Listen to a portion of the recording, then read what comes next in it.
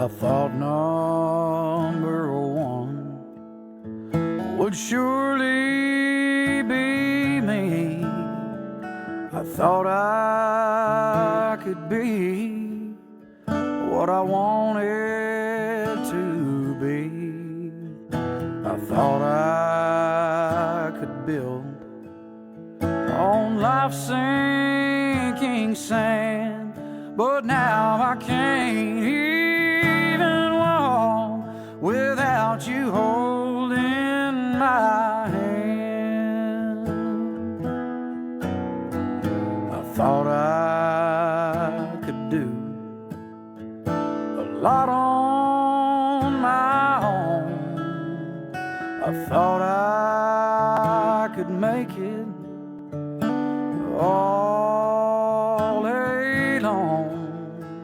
I thought of myself as a mighty big man, but Lord, I can't even walk without you holding my hand.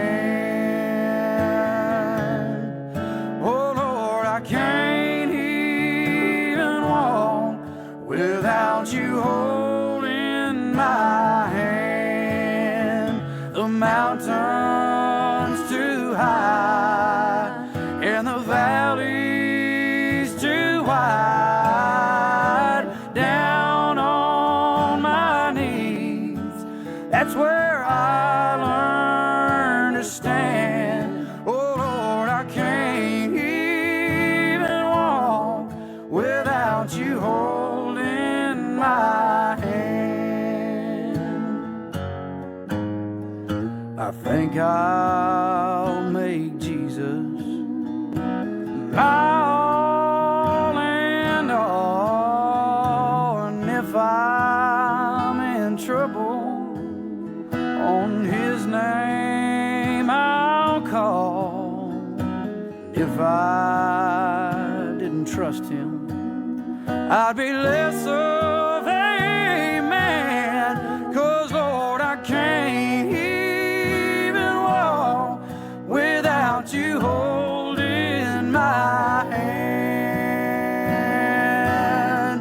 Oh Lord, I can't even walk without you holding my hand. The mountain's too high and the valley's too wide.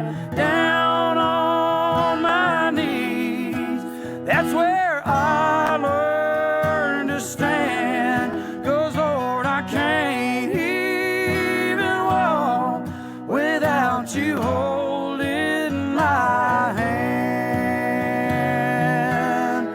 Oh Lord, I can't even walk without you holding my hand.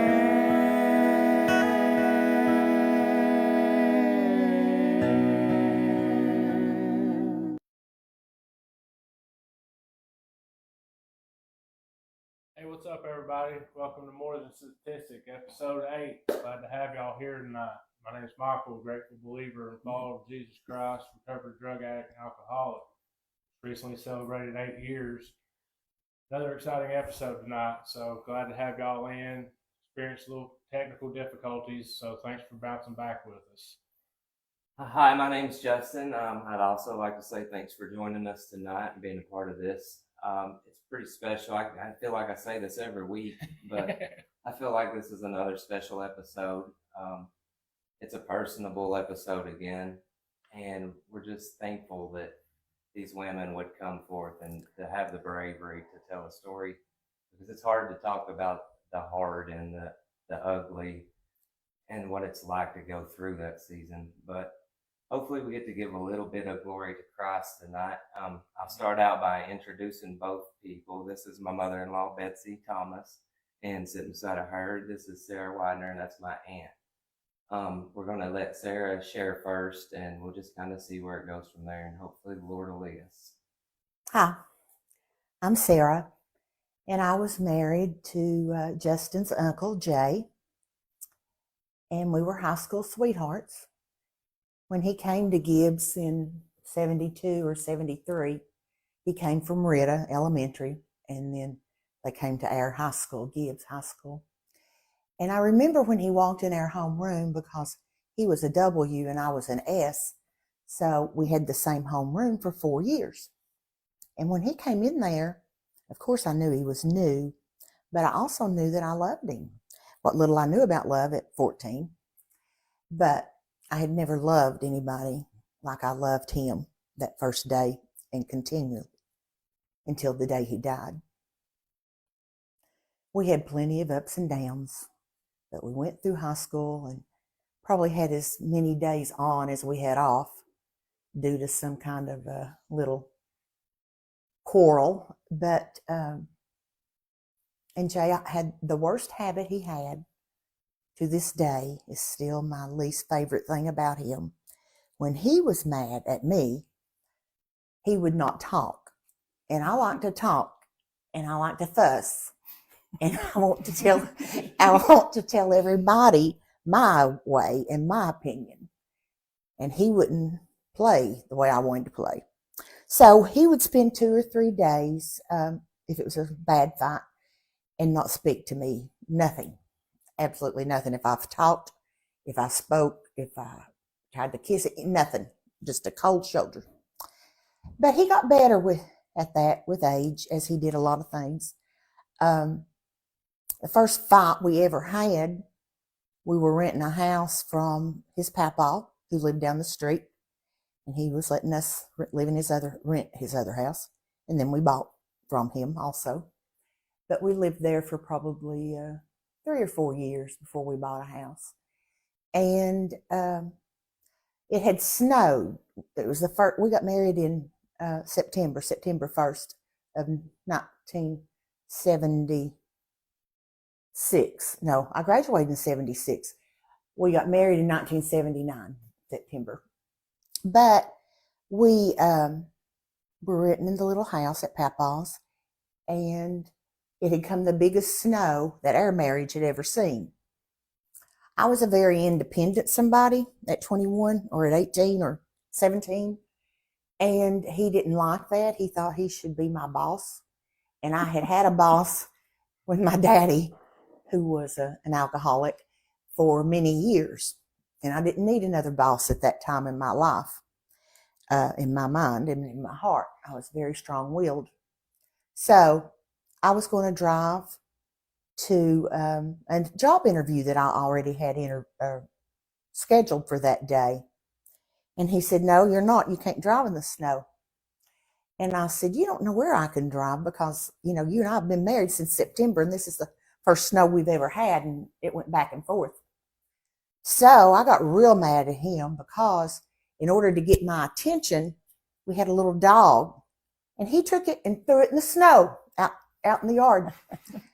So just so I couldn't get in the car, because I wouldn't get in the car until the dog come back, and of course it wanted to run everywhere in the snow. So I went to the bedroom and got all his hats, and he had a lot of hats, but every one I could grab, including probably a $50 cowboy hat back in the day, plus ball caps. But I just threw all them out in the snow. And the only time in our 39 years of marriage, which makes my heart so happy, he never, ever acted like he was so mad at me that he would hurt me.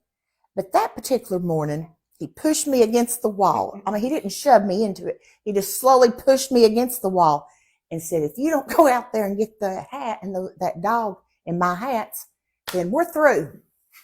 And I said, "I don't care if we're through or not. You go back and forth." Anyway, I got off track. That was our first major fight. Doing great. Wonderful. Anyway, that was the first year, and there was a lot of things, little things, but I never felt unloved by him, or in any way, very rarely, criticized by him. We had in my opinion, had the best marriage that I could have ever asked for. We both came from a home that had addiction problems and people that lived with us. As I said, my father was an alcoholic, but when he was not drinking, he was a very faithful, good Christian man. But you would never know what you were getting that evening when you got off the school bus or when my mother got home from work. You didn't know if it would be the good daddy or the bad daddy. But he struggled. It was his demon. And he finally put it down 10 years before he died. And he went to the liquor store and bought a half pint of liquor, Jack Daniels, and he buried it in the backyard. And he never dug it up. He never drank again. So we had very good 10 years in Daddy and him. When my mother and Daddy and I were going to church one Sunday morning in my car, me driving, Jay at home, probably having smoked a little too much pot the night before. And my daddy, being the daddy he was, had already asked me why Jay wasn't with me. And I told him he didn't feel like it. And he opened up my glove compartment. Unbeknown to me, there were some of those wrapping papers that they roll pot cigarettes with. Marijuana. And I did not know, I thought those were just papers that you would smoke Prince Albert with when you rolled your own. So my daddy got those out. Yeah. And he said, "Whose are these?" I said, "They're Jay's." And he said, "What for?" And I said, "Because he rolls his own cigarettes sometimes." And I promise you that was what I thought at the time. I got an education. It wasn't for Prince Albert. So we had some ups and downs over that. He was never again, and he didn't do it in front of me or at our house. But when Leanne, our oldest daughter, was born, he gave it up. Actually, he got caught smoking at work, and that probably pushed him to give it up. He could quit or he could be fired. So he agreed that he would quit and go to rehab, and he did at St. Mary's. And I have to say, he was a better person for that. And he was just the best man I've ever known. He had a heart of gold. The marriage was wonderful, and I'll go to my grave saying that, regardless of how many times I messed up or he messed up. We had 2 daughters, Bea and Leanne. He had a terrible motorcycle wreck. Do you remember hearing about that? Mm-hmm. Yeah. In 1982. And unbeknown to me, I was pregnant with Leanne. But he was being pulled. He was still smoking some pot. You know, we hadn't had Leanne yet. So he hadn't decided to straighten up his life. And so he and 2 buddies were pulling his old motorcycle. It was a chopper. He had 5 or 6 in the garage, just junk motorcycles. And they were pulling him with a big rope behind our truck down the road. We'd been to church that morning, went to a family reunion that day with the Widners, and come home. Both of us took a nap. I was still asleep when the other 2 boys came to get him and said, blah, blah, whatever they said.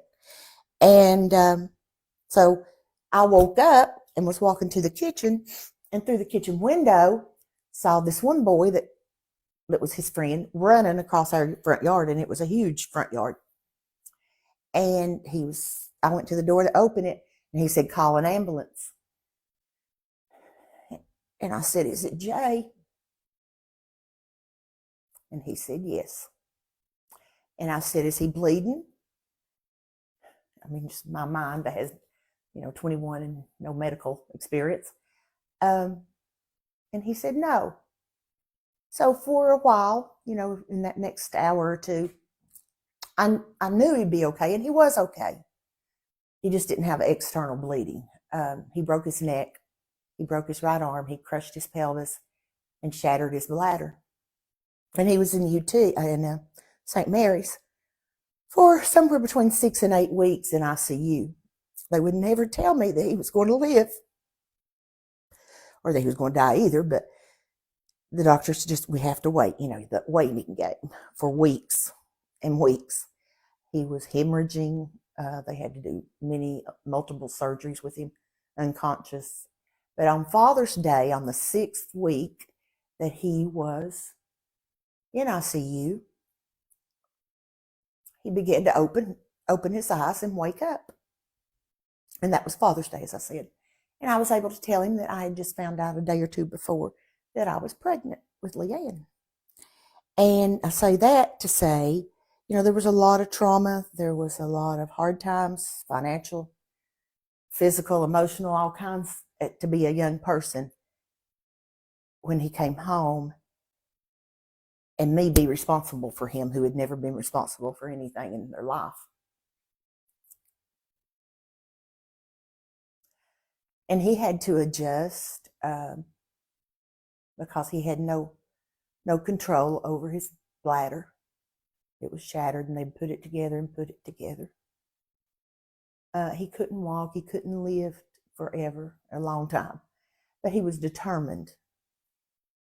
And the Lord helped him to be determined at that time in his life, because we were fixing to have the baby. The Lord opened his eyes, allowed him to be caught smoking pot at work. And that opened up God for us. We both had been saved younger. I was in 1972. And I don't know the year, I don't remember the year Jay was. It was sometime when we were still in high school before we graduated in 76. But he had been saved. The Future Athletes of America used to go to a crusade at the Coliseum. Do you remember that? Mm-hmm. Do you? Mm-hmm. And Jay would always go. Of course, he played football. And he was saved there. And there's just so much that you put in 39 years. And for somebody that had over 60 surgeries from 1982 till the day he died in 2017, over 60 I know of. Bladder and hips, the hips, the crushed hips. But he was able to walk again. He was able to work some again. He came back stronger than he was before, and God was now part of our life. We joined a church together because he still belonged to his as a single person, and I still belonged to mine. And but we joined Emory Valley there close to our home, and he got so much out of. He was such a loving person, and I still thank God that I had the opportunity to live with him, to have children with him, to see him father 2 children and play the role he should have, because I didn't have that growing up. You walked on eggshells, and you waited to know if it was a good day or not. And he did not have that either, but he learned as he went with the Lord helping him. He lived to give both girls away. Of course, when he gave Bea away at her wedding, it was not said, but he had went downhill so very badly. Had blacked out and had a wreck in his truck. Wasn't able to drive anymore. And he didn't walk very good, but he was able to walk Bea down the aisle as he had Leanne. And he was so thankful for that. One of the hardest questions he ever asked me was, if I don't live till Bea's wedding, are you going to have Doug, who is Leanne's husband and was at the time already, are you going to have Doug walk her down the aisle? And I said, no. If you can't be there, then I'll walk her down the aisle. But the good Lord saw fit, because it was very important to him. And I'm thankful again. So many things that you take for granted that I have been more thankful for after he's died than during the situation. You do what you need to do when it's happening. But when you've got plenty of time on your hands and you cannot daily converse and talk and be with that person who gave you so much happiness and treated you so well,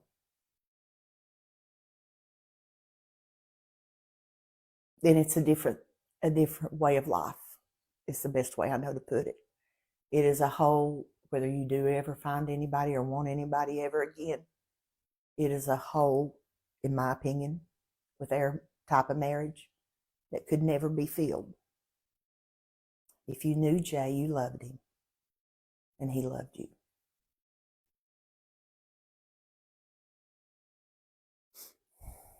You know, and like all the childhood memories. Y'all were the first person, like the family unit, that I got to witness a family that was still nuclear. You know, you had the nuclear family.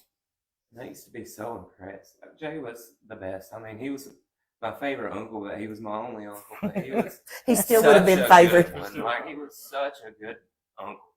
And just a person. And I just remember how excited because we did Christmases there forever at their house. We did. That's right. They had the pool and they had the piano, where you first played the piano for us. They had the drag car out. So in my world, it was just the coolest place that I could. Coming from Washburn, I ain't never seen a pool in somebody's yard. That is not true. They got them up there now, but back then they didn't. You really are honest. Oh my goodness. I'll never forget the motorcycle. He used to start my motorcycle. That was his thing. Was he would literally walk up and run his foot down your leg and say, "I'm starting. I don't know where it come from." No, I've forgotten it. He did that to you and Shane Bow. Yeah. Man, he was a super good man, and we miss him. And one thing that I have in common is I got to bring him home. It wasn't like right at the end, but it was fairly close from the drag strip one night. I got to give him a ride home, and I was thankful for that ride after he was gone. We got to have a really good talk. And he told me about how much you hated pot in that ride. I don't know why she did. It makes her so mad. Now I understand why. Because he was crazy. Oh, he was crazy with it. Yeah, I mean, he's very missed, and what a good job you did. You're so strong. You told that so strong. That was amazing. Oh, thank y'all. And he loved you and Shane. You're the sons he never had. Because I wanted B to be a boy, of course, for him. But then he told me, after she was born, he said, I don't need a boy. I'd be too hard on him. Because JL, his father, was so hard. And I think he was fearful. Because he would never spank either girl. I had all the discipline. Right. Yeah, he was just the good guy. But he was a great guy. Thank you again for You're welcome. the courage of sharing. Thank you. Being here. And now we're going to have Miss Betsy share her story, and very grateful for Betsy and her testimony and her strength of a woman. You've been a very big blessing in my life in a major way, and I just love you for that. So it's all yours. You can take it away. Okay. Thanks, guys. I really appreciate you having me here. Your all's podcast has just made a real difference. I know it already is. And I've just really enjoyed watching you all grow and be brave and share your stories and allow other people the opportunity to share their stories. And Sarah, thank you for sharing. I mean, it's just hard sometimes to relive all that stuff. Some of it's fun, but some of it's not. Some of it's not. But something that wasn't mentioned is that Justin's youngest son is named after his Uncle Jay. That's true. His middle name, Tyndall Jay. And I thought that was really sweet. I never met Jay, but I know that Justin was crazy about him enough to name his son. Isn't that the best? Isn't that the It best? is. It is. No greater honor. No. One of my grandchildren has Jay as their middle name. Yeah. Yeah. Neat. Well, I appreciate y'all giving me the opportunity to share.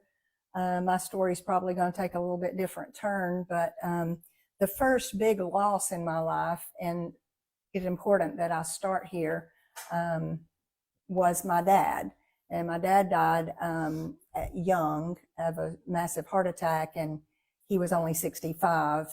And I was in my 20s and had just recently started going back to church. And I had spent a lot of years wandering in the wilderness and just out in the world doing my own thing, and had come back to the Lord, was going to church, was spending time with my dad, and he was a Bible scholar, so I was just really gleaning from him.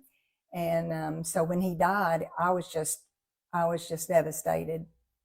And I remember questioning God about that, about he's too young. He was so young, and I'm not done with him. And I was learning from him, and my mom's not done with him, and he didn't see his grandchildren grow up, and all the things that you do.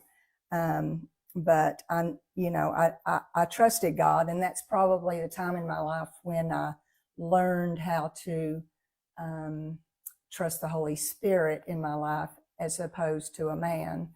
But God did send more people into my life to teach me and lead me, and just be my spiritual mentors along the way. So it was a real faith builder for me. And one of my life verses is Acts 17:28, and I like this translation. It says, "In him, it is through him that we live and function and have our identity." One of the versions is, "In him we live and move and breathe," and that's just another translation. But that became real to me when I started really claiming that promise that God had made to me, that he should be my everything in my life. I had married my junior high sweetheart as well, Paul Longmire, in 1977. We had 3 beautiful children together, and he was an amazing man. He was a good husband and a good father, and he was a good friend and a gifted builder. Until he became addicted to cocaine, and that caused our whole world to crumble. Paul died as a result of his addiction in 1995. Our children were 5, 8, and 10. My fears at that point shifted from my physical safety of myself and my children because of what the drugs had done to Paul, to how am I going to make ends meet? How am I going to raise these children by myself? And as the months and weeks went on, I found myself unable to pray or read the Bible. And I remember sitting at my kitchen table one day with my Bible in front of me, and I literally could not read the words, and I couldn't speak a word of prayer. And all I could do was tap my head on my Bible and say, "Jesus, Jesus, Jesus." And in that moment, I believe that's what God's talking about when he says that Jesus interprets our groanings to the Father. And I believe that's what he did for me. And I believe that he just turned to God and said, "Father, your daughter Betsy needs you. She just needs you."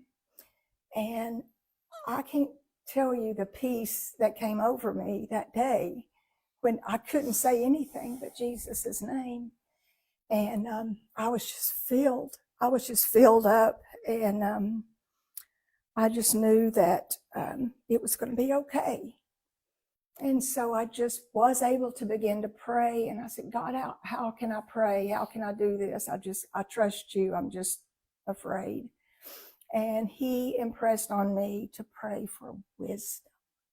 And that was a little odd to me at the time, but that's what I started doing. I started praying for wisdom in everything, the big things, the little things. I was just constantly praying for wisdom every day.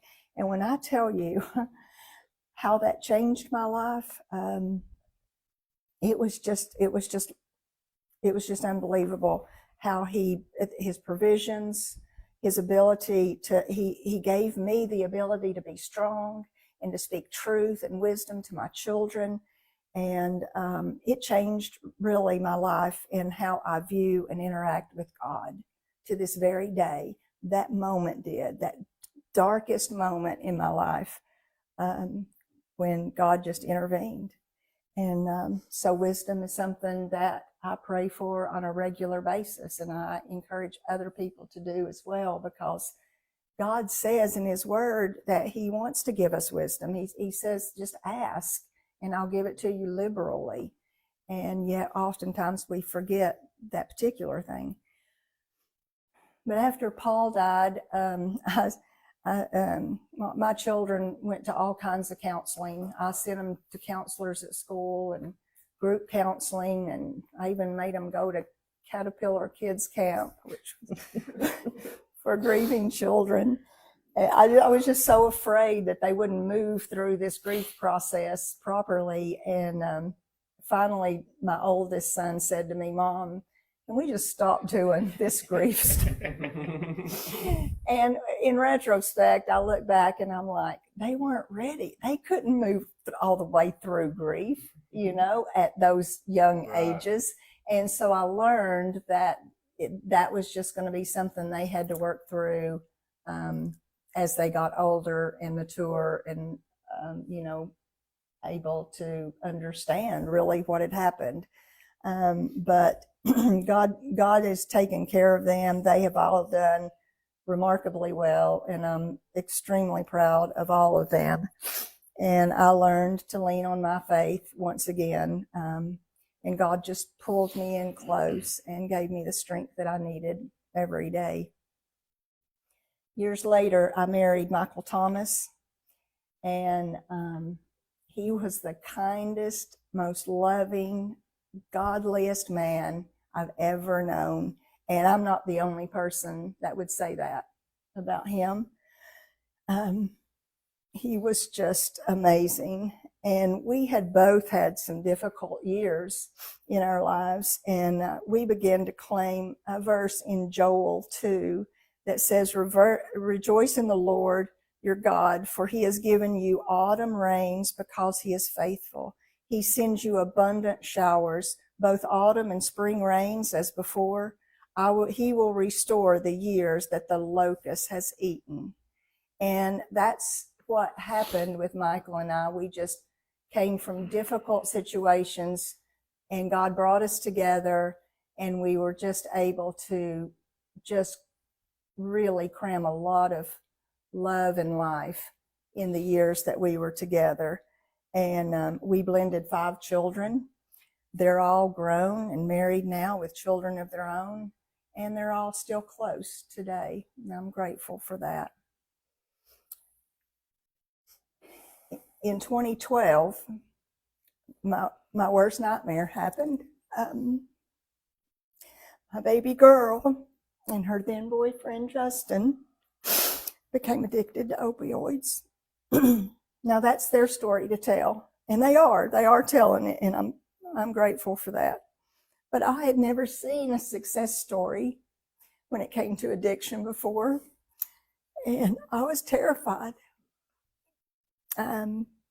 After several attempts to try to help them unsuccessfully, I remember just throwing my hands up and telling Michael, "I'm done."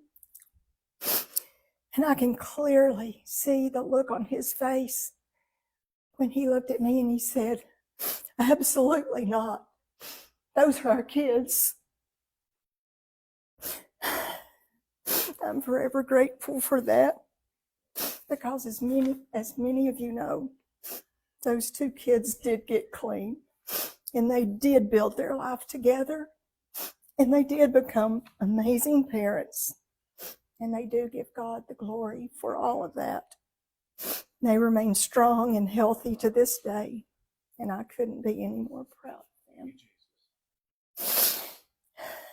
We lost Michael to Lewy body dementia in 2022.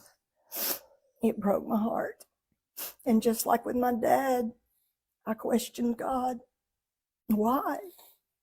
He served you so faithfully his entire life. He's making a difference in people's lives every day. I still need him. His children and grandchildren need him. He's too young. Ultimately, I trust God with all things, but I sure do miss him. But there's a saying, it's not in the Bible, but I kind of think it should be. And it says, it's better to have loved and lost. I've thought of that many times. Than to never have loved at all. I wouldn't trade a minute of it. No. Not 1 minute. Yeah. I agree. So that's exactly how I feel. God allowed me 17 years with the sweetest man I've ever known. Michael used to be asked to do a lot of funerals. And the reason was he was the prayer and care pastor at Grace, and he was the one that would go visit people when they were sick or hurt or injured or dying even. And he was just literally shaped for that job.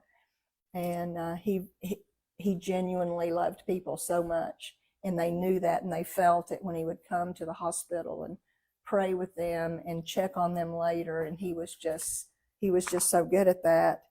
And when he would preach a funeral, at the end of the funeral, he would say, if your loved one, and he would say their name, could say anything to you right now, they would say, you don't want to miss this.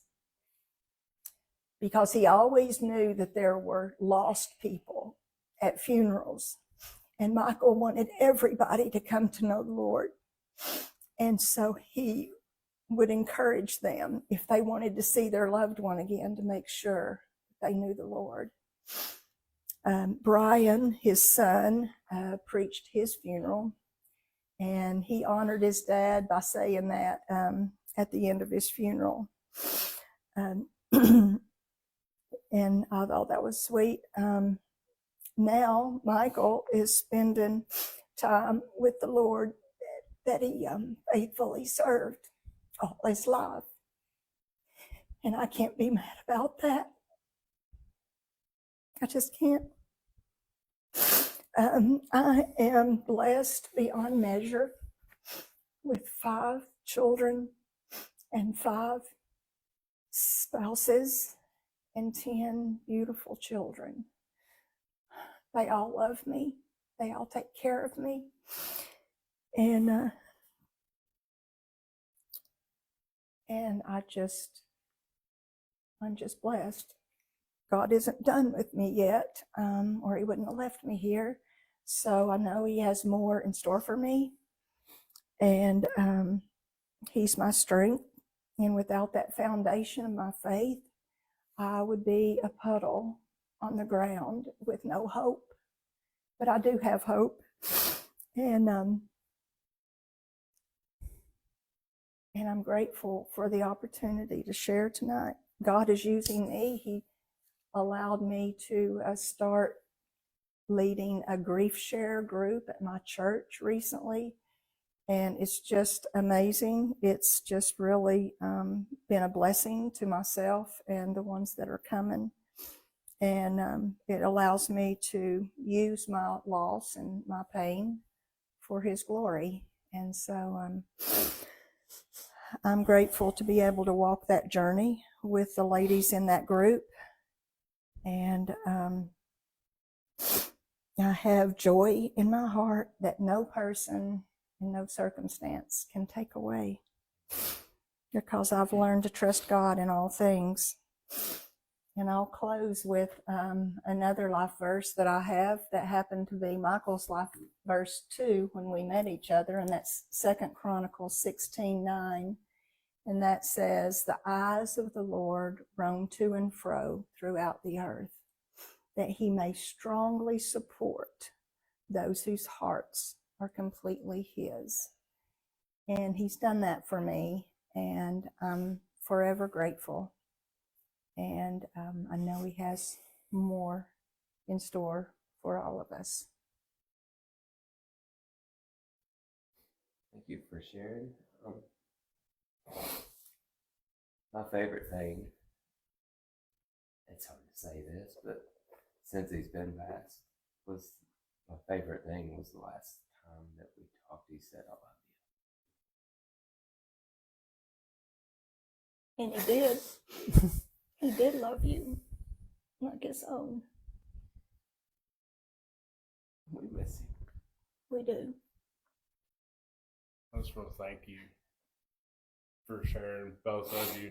I mean, the courage to step outside the box of comfortability and expose yourself vulnerably to the world, that takes a lot. And that's very courageous. And I want to thank you both. Betsy, I just want to thank you. I love you.